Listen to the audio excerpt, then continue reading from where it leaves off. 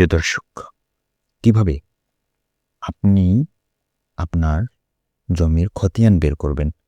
এটা বের করার জন্য আমরা চলে যাব আমাদের ওয়েবসাইট এলএ LAND ল্যান্ড ল্যান্ড.gov.bd এই ওয়েবসাইটে আমরা চলে যাব।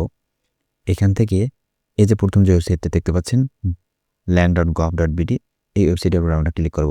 এখান থেকে আমাদের এই যে দেখতে পাচ্ছেন ভূমি রেকর্ড ও ম্যাপ এই অপশানটা এখানে একটা ক্লিক করবেন। এখানে ক্লিক করার পর আপনি সরাসরি এই ওয়েবসাইটে গেলেও পাবেন dlrms.land.gov.bd।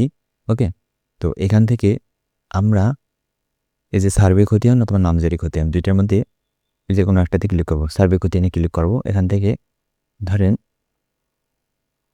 আচ্ছা, এখানে আমি রংপুরে ক্লিক করতেছি। এখান থেকে ঠাকুরগাঁ, এখান থেকে সদর অফিসের আপনাকে সিলেক্ট করতে হবে। সিলেক্ট করার পর এখান থেকে আপনি খতিয়ানের ধরন অন্য কোন ধরনের খতিয়ান, তা ধরেন আমি সিএসি ক্লিক করলাম। এখান থেকে মৌজা সিলেক্ট করতে হবে। মৌজা আমি 132 এটা সিলেক্ট করলাম। ওকে, এখান থেকে আপনাকে এই যে খতিয়ান নম্বর যদি আপনি জানা থাকে তাহলে এখানে আপনি খতিয়ানে ক্লিক করবেন। আর যদি আপনার এই নম্বরটা জানা না থাকে, আপনি যদি খতিয়ান নম্বর চান, তাহলে সেক্ষেত্রে আপনাকে এইখানে এই যে নিচে দেখতেছেন অধিকতর অনুসন্ধান, এই অধিকতর অনুসন্ধানে ক্লিক করতে হবে। আমি একটু অধিকতর অনুসন্ধানে ক্লিক করলাম।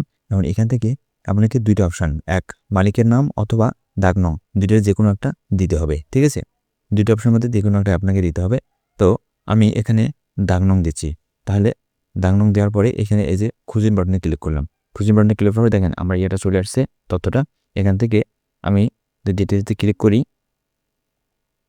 তাহলে এই যে আমার ইয়েটা কিন্তু চলে আসছে। এই হচ্ছে আমার খতিয়ান নম্বর প্লাস বাকি তথ্যগুলো। ওকে,